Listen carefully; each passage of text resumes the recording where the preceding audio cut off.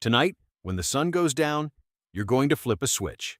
Light will flood the room and you won't think twice about it. But for 99.9% of human history, that switch didn't exist. When the sun set, the world went dark, and something ancient took over. You think you know what happens at night. You sleep. That's it. But that assumption is wrong in almost every detail. Ancient humans didn't sleep the way you sleep. They didn't even go to bed when you think they did. And what they did instead in those long, firelit hours between sunset and sunrise changed the shape of the human mind. The night was not silence. For your ancestors, darkness was alive. Anthropologist Polly Wiessner spent decades studying the Jew/Hoansi people of the Kalahari, one of the last surviving hunter-gatherer groups. During the day, their conversations were almost entirely practical. Task coordination, resource disputes, survival talk. But at night, around the fire, everything shifted. Nighttime talk was 80% storytelling, not gossip. Stories about places the speaker had never visited, about people long dead, about animals, spirits, and stars, stories that carried moral lessons and shared identity across generations. Wiessner concluded that firelit night was the original classroom, the first archive, the place where culture, not just survival, but meaning, was born. Fire made it possible. Controlling fire gave humans 4 to 6 extra social hours per night, hours no other animal had, hours belonging entirely to language, imagination, and each other. Researchers believe this is one reason your brain developed such sophisticated capacities for empathy and abstract thought. You didn't just sit around a fire. The fire slowly changed you. Now, here is where it gets stranger.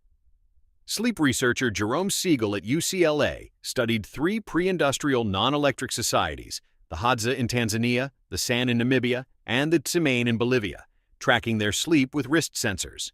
The results, published in Current Biology, dismantled one of the most repeated myths in wellness culture. These people did not sleep 8 hours. They averaged 6.4 hours per night. They didn't fall asleep until hours after sunset, and they showed no signs of deprivation. The idea that modern life stole 8 natural hours of sleep from us was never quite true, but it gets stranger still.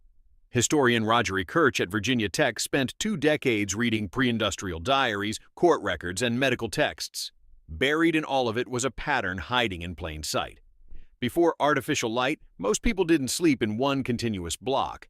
They slept in 2. People would fall asleep shortly after dark, sleep 4 hours, then wake naturally for 1 to 2 hours in the middle of the night. They called it the watch. They would pray, reflect, speak quietly with whoever else was awake, then fall back asleep until dawn. This wasn't insomnia. It was the original human night. When you lie awake at 3 a.m. and your thoughts feel strangely clear, that is not a malfunction. That is your brain doing something it was built to do. In a window of time your world has otherwise erased. And one last thing. Your ancestors did not sleep alone. Entire families, sometimes entire bands, slept close together around a shared fire. Anthropologist Carol Worthman at Emory University found that solitary sleep, the default for most people in the modern world, is an extreme historical anomaly. The breathing of nearby bodies regulated your nervous system. The sound of shared rest told your brain it was safe. Your brain still scans for those sounds. When it finds only silence, it does not always interpret that as peace. Tonight, when you flip that switch and light floods the room, you are carrying all of that forward, without knowing it. You think the night is just where your day ends, but for the people who made you, the night was where everything real began.